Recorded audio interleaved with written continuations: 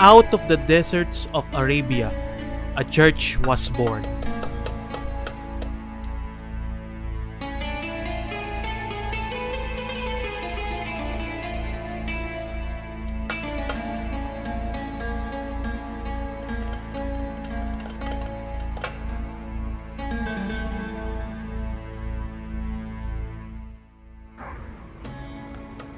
Dito mismo sa lugar na kinatatayon ko, naganap ang unang gawain ng 𝐉𝐈𝐍𝐈𝐒.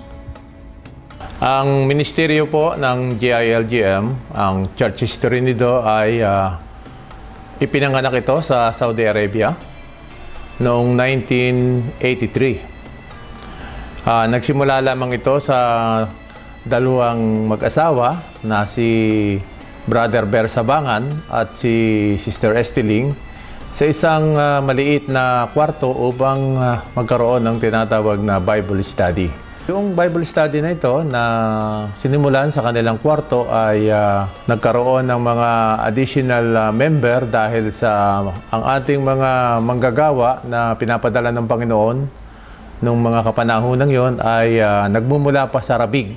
Itong gawain ito ay makalipas lamang ang mga ilang buwan ay nagkaroon na ng setup na magkaroon ng tinatawag na divine service noong 1986.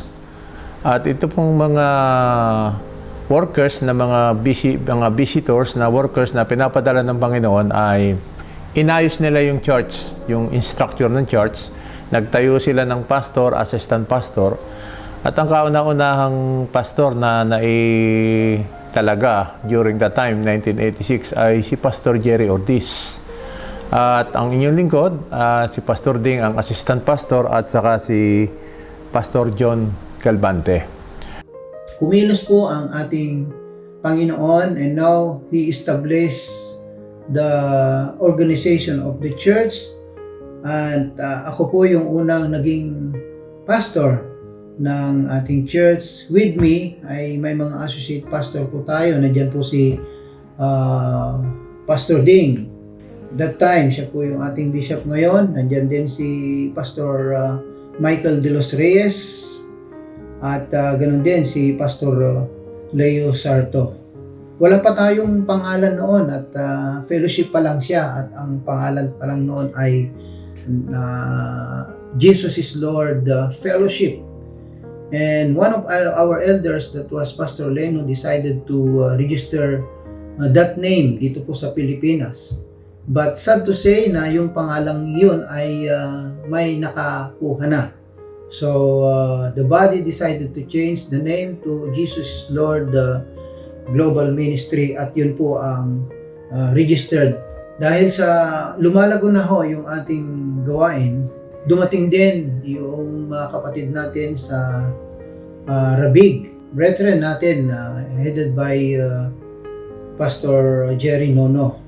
Hanggang sa ito ay nagkaroon ng mga additional cell group, nagkaroon din ng persecution during that time, at nagkaroon ng mga pag-atake ang kaaway sa church ng 𝐉𝐈𝐍𝐈𝐒. I just remember one time when we have our fellowship in Red Sea, na kung saan dumating yung mga pulis at we were dispersed on that gathering. Maraming mga seminars na ginaganap dito katulad ng Evangelism Explosion. So as the church go on, si Pastor Jerry Nono implemented so-called evangelism training, and I was the first beneficiary of that first training. Ako ho yung unang naging graduates ng training na yon. At ito po yung unang tools na ginamit para lumago yung church, sapagkat itong Evangelism Explosion ay pag-akay ng maraming kaluluwa to win soul for Christ. And because of the rapid growth, nag-umpisa na rin ang mga gawain sa different Bible study group. At that time, ginawa ho namin na ang mga Bible study group na yun ay maging outreach. Lahat ng mga miyembro nito, ng 11 outreaches, ay nag-aaral nito, at pagkakatapos sa hapon ay humahayo ang mga mananampalataya sa balad upang mag-win soul. At sa ganitong pamamaraan ay pinalago ng Panginoon ang ministeryong ito. At hanggang sa yung iba nating mga manggagawa ay umuwi na sa Pilipinas at nag-pioneering na rin dito sa Quiapo, yung unang pioneering, tapos dito sa Malibay, sa Bagong Silang. At ang bawat pastor na natitrain sa Saudi Arabia ay nag-start ng magsimula ng mga gawain dito po sa Pilipinas. Hindi lamang sa Pilipinas, nagkaroon ng multiplication maging sa Amerika, maging sa Canada, sa Ireland, sa New Zealand, Singapore, Hong Kong.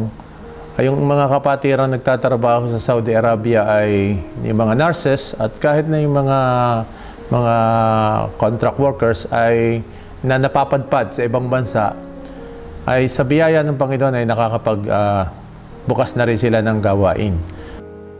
From a single Bible study group to several outreaches throughout the city, to the establishment of outreaches all around the world, Jesus is Lord Global Ministry Meteoric Growth made it truly a global church through the grace and favor of our living and faithful God.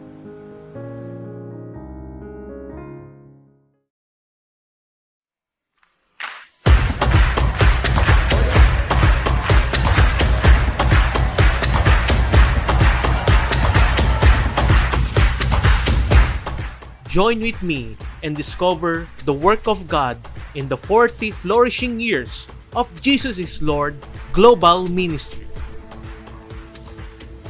In West Asia and Africa, an outreach in Burundi, within the heart of Africa, an outreach in Bahrain, 8 outreaches in Qatar, and 56 total outreaches throughout Saudi Arabia, where Jesus is Lord Global Ministry is born.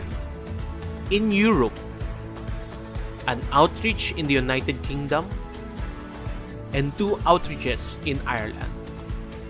In North America, 3 outreaches in the United States, and 9 outreaches in Canada.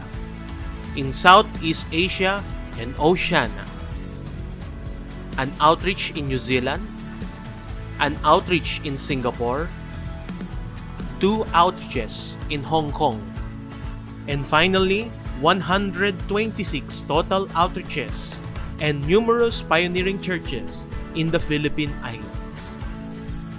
Within 40 faithful years, Jesus is Lord Global Ministry has achieved in establishing over 211 outreaches and is still growing at this very moment in every nation and continent. With its growth and expansion, 𝐷𝐼LGM supported by the numerous outreaches and ministries within. Let us discover the main ministries that were commenced throughout the years. Evangelism Ministries. One of the first ministries to be established, done through an agreement between Jesus is Lord Global Ministry and Evangelism Explosion Philippines, allowing its materials in partaking and sharing the gospel to enter the church, such as Evangelism Explosion Classic, Everyday Evangelism EV2, and its current form as Witnessing as a Way of Life or WWN. From its early conception until today, this faithful partnership allowed 𝐷𝐼LGM to produce numerous and several outreaches throughout the globe as we have witnessed. Camel's Knee Prayer Ministry. It is the prayer and intercessory arm of 𝐷𝐼LGM, founded by Pastora Cory Rangel, a woman with a fiery passion with prayer. This could be traced back to 2005 as prayer warriors from NCR, Baguio, North Luzon, and South Luzon came together and held the inaugural prayer assembly. From here then, it held numerous activities from national to international prayer assemblies, prayer mentoring, prayer mountain soaring, church prayer partnership, 24 prayer chain, and its academic wing, the School of Prayer. Global Church Planting Ministry, formerly known as Overseas Filipino Workers Ministry. This ministry sought after to connect with the families of OFWs who are connected in 𝐷𝐼LGM and raise them into a cell church. This was seen with its numerous projects such as Home Visitation Project, Adopt a Church Project, and Acceleration Project. It saw its firm establishment by March 2019 with the inaugural set of ministerial officers with Pastor Gary Malabonga at the helm. Women on Mission Bestowed by God, also known as WOOG Ministry, is the women-oriented and focused arm of JILGM, founded by Pastora Myra Hermoso in November 2003 through a vision where she saw that the women will perish if no one will guide them, which was consequently shared to Pastora Susan de Gracia and other church leaders. Throughout the years and anniversaries, with their continuous effort to reach out and build faithful and spiritual women of God, by their 18th year, March 2022, it launched into a global providence as WOM Global, establishing and connecting local WOM ministries from Jeddah, Riyadh, Eastern Region Saudi Arabia, Qatar, Hong Kong, Philippines, Las Vegas, and Canada. Global Youth Generation, also known as GYG, is the youth-oriented arm of JILGM, tracing back to 2014 with its first national youth camp, and since then has initiated its annual youth camps locally, nationally, and overseas, and youth conventions. Global Youth Generation has continually focused to reach out the next generation and mold them to become leaders for moral and spiritual transformation, glorifying and honoring Jesus Christ, bringing God's kingdom on the global stage.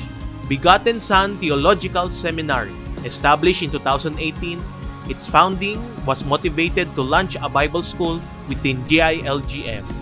Its inaugural academic year started in August 2018 between the NCR and Baguio clusters, resulting in 51 graduates in its first batch. Since then, 189 graduates were produced from the 3 batches, with the current batch of the academic year 2023 and 2024 ongoing, now expanding to overseas, including Saudi Arabia, with Jeddah, Riyadh, and Eastern Region, and Canada. Global Vision School, finding its origins in 2019, Global Vision School is the missionary wing of Jesus is Lord Global Ministry, focusing on spreading the gospel of Jesus Christ to the 1040 window, with countries like Jordan, Iraq, Mauritania, Uzbekistan, Pakistan, and other surrounding nations. This was officially established as JILGM signed the Mission Alliance with Global Alliance and Intercity. Since then, 455 graduates were produced and 120 missionaries were sent out from Canada, Riyadh, Eastern Region, and Qatar.